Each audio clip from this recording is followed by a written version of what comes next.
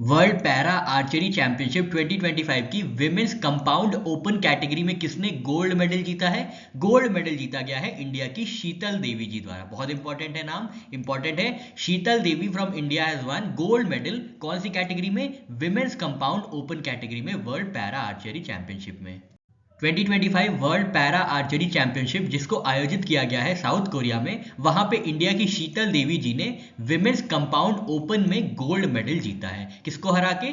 ओजनूर query गिरडी, जो कि तुर्की country से आती थी, इनको हरा के ये खिताब जीता गया है, ये मेडल जीता गया है। और इन्होंने अदर मेडल्स जो जीते हैं वो सिल्वर जीता है विमेन कंपाउंड ओपन टीम में सरिता जी के साथ, और ब्रोंज जीता है कंपाउंड मिक्स टीम ओपन में तोमन कुमार जी के साथ। ठीक है, इंडिविजुअली इन्होंने गोल्ड मेडल जीता है, सिल्वर मेडल जीता है सरिता जी के साथ, और ब्रोंज मेडल जीता है तोमन कुमार जी के साथ। ठीक है, एज की बात करें तो 18 साल की हैं ये, और ये आर्मलेस हैं और शूट करती हैं अपनी फीट और चिन से। ठीक है, तभी ये पैरा ओलंपिक्स में, पैरा आर्चरी चैंपियनशिप में पार्टिसिपेट कर रही हैं। इन्होंने 2024 के पैरा ओलंपिक्स में ब्रोंज मेडल हासिल किया था।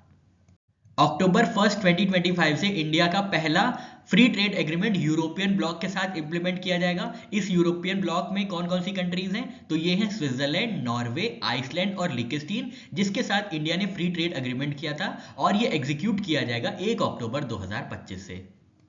1 अक्टूबर 2025 को trade and economic partnership agreement force में आएगा। कौन कौन सी कंट्रीज के साथ? ईएफटीए कंट्रीज के साथ। ईएफटीए कंट्रीज कौन कौन सी हैं? स्विट्जरलैंड, नॉर्वे, आइसलैंड और लिechtenstein। ठीक है, ये 4 कंट्रीज हैं जो ईएफटीए का पार्ट है, जो कि यूरोपियन ब्लॉक का भी पार्ट है। तो इंडिया का पहला फ्री ट्रेड एग्रीमेंट है किसी यूरोपियन ब्लॉक के साथ। इन्वेस्टमेंट कमिटमेंट्स क्या क्या है? तो 15 वर्ष में $100 बिलियन का इन्वेस्टमेंट होगा, और जॉब क्रिएशन एक्सपेक्ट किया गया है 1 मिलियन जॉब्स। ठीक है, 1 मिलियन जॉब्स जो है क्रिएट की जाएंगी। और इन्वेस्टमेंट कमिटमेंट क्या है? $100 बिलियन ओवर 15 ईयर्स।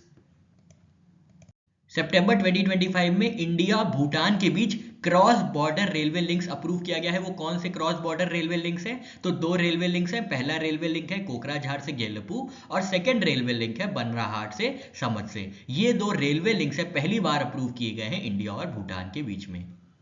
इंडिया और भूटान के बीच पहली बार रेल लिंक अप्रूव किए गए हैं। हमने देखा दो यहाँ पे लिंक है। सबसे पहला लिंक जो है वो है कोकराझार से जेलेपू, जिसकी लेंथ होगी 70 किलोमीटर की, जिसमें स्टेशन होंगे 6। ये कनेक्ट करेगा आसाम के कोकराझार को भूटान के गेलेपू से। ठीक है, तो पहला लिंक ये हो गया। सेकेंड लिंक है बनराहाट समटसे लाइन। ये कहाँ पे है? तो वेस्ट बंगाल के बनराहाट से कनेक्ट किया जाएगा भूटान के समटसे को, और इसकी लेंथ होगी 20 किलोमीटर की। टोटल इन्वेस्टमेंट जो आएगा इन दोनों लिंक्स के लिए वो है 4033 करोड़ रुपए का। अगस्त 2025 में इंडिया की इंडस्ट्रियल आउटपुट ग्रोथ रेट कितनी रही है? तो 4% रही है ईयर ऑन ईयर ग्रोथ। ठीक है, और जुलाई में बात करें, जुलाई 2025 की जो रिवाइज्ड ग्रोथ रेट थी वो थी 4.3%। सेक्टर वाइज परफॉर्मेंस की बात करें तो माइनिंग जो है वो 6% इंक्रीज पे गई है, मैन्युफैक्चरिंग में 3% इंक्रीज देखा गया है, और इलेक्ट्रिसिटी में 4.1% इंक्रीज देखा गया है। 1 अक्टूबर 2025 को दिल्ली में नए चीफ सेक्रेटरी किसको अपॉइंट किया गया है? दिल्ली के नए चीफ सेक्रेटरी अपॉइंट किया गया है राजीव वर्मा जी को। ये स्थान लेंगे धर्मेंद्र जी का। ठीक है, ये आपको याद रखना है, राजीव वर्मा जी दिल्ली के नए चीफ सेक्रेटरी होंगे, और ये स्थान लेंगे धर्मेंद्र जी का। इससे पहले राजीव वर्मा जी चंडीगढ़ के चीफ सेक्रेटरी रहे हैं।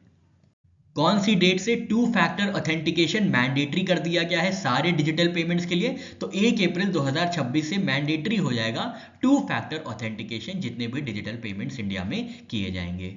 रिजर्व बैंक ऑफ इंडिया ने बताया है कि 1 अप्रैल 2026 से जितने भी डिजिटल पेमेंट्स हैं, UPI, net banking, mobile wallets, card based transactions, उनको मैंडेटरी रिक्वायरमेंट फुलफिल करनी होगी 2 फैक्टर ऑथेंटिकेशन की। इसमें क्या क्या ऑप्शंस हो सकते हैं? बायोमेट्रिक होगा, या facial recognition, device based tokens, app authenticators, passphrases, pins, hardware software OTPs, native device security, ये कुछ ऑथेंटिकेशन ऑप्शंस दिए जाएंगे।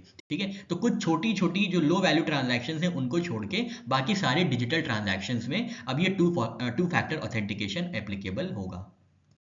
किस फोर्स ने लॉन्च किया है आर्टिफिशियल इंटेलिजेंस और GIS powered decision support system border security के लिए? तो बॉर्डर सिक्योरिटी फोर्स है जिन्होंने इंप्लीमेंट किया है डिसीजन सपोर्ट सिस्टम, जिसमें आर्टिफिशियल इंटेलिजेंस, मशीन लर्निंग और ज्योग्राफिक इंफॉर्मेशन सिस्टम का इस्तेमाल किया जाएगा।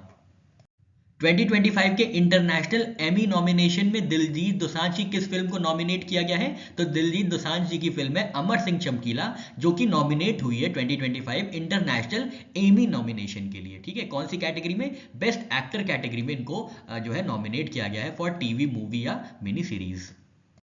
सोनी पिक्चर्स के एमडी और सीईओ किसको अपॉइंट किया गया है साल 2029 तक के लिए? तो गौरव बैनर्जी जी हैं, जो कि सोनी पिक्चर्स के एमडी और सीईओ होंगे। इन्होंने स्थान लिया है एनपी सिंह का, और इनका कार्यकाल होगा 5 वर्षों का, अगस्त 2024 से अगस्त 2029 तक।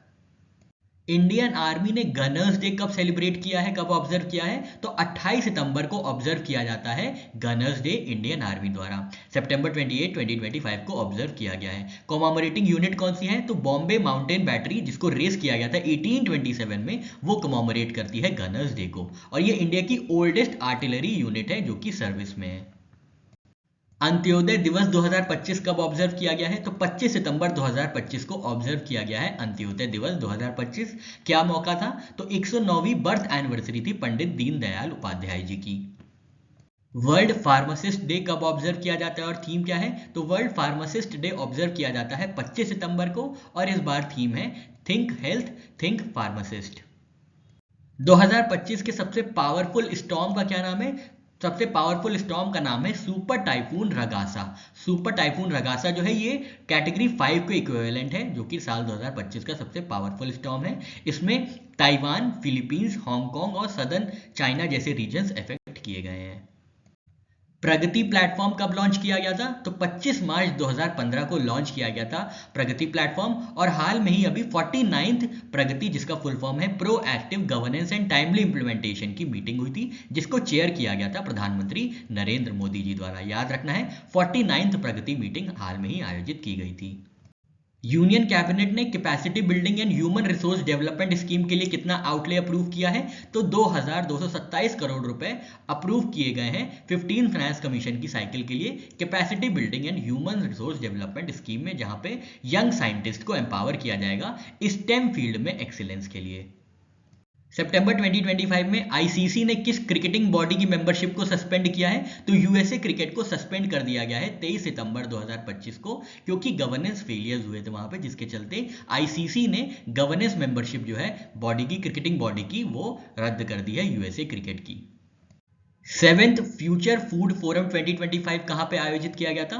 तो फ्यूचर फूड फोरम का 7वां संस्करण आयोजित किया गया था दुबई, यूएई में। पहली बार इसको 2019 में यूएई में ही आयोजित किया गया था, और इस बार 7वां संस्करण है। थीम या फोकस रहा है building resilient food ecosystems, building resilient food ecosystems. CDS general Anil Chauhan ji का चीफ ऑफ डिफेंस स्टाफ का टेन्योर कब तक के लिए एक्सटेंड कर दिया गया है? तो 30 मई 2026 तक के लिए एक्सटेंड कर दिया गया है अनिल चौहान जी का टेन्योर। ठीक है, ये क्या है? ये चीफ ऑफ डिफेंस स्टाफ है और secretary department of military affairs हैं, ये आपको याद रखना है। इनका एक्सटेंशन अप्रूव किया गया है 24 सितंबर 2025 को 30 मई 2026 तक के लिए।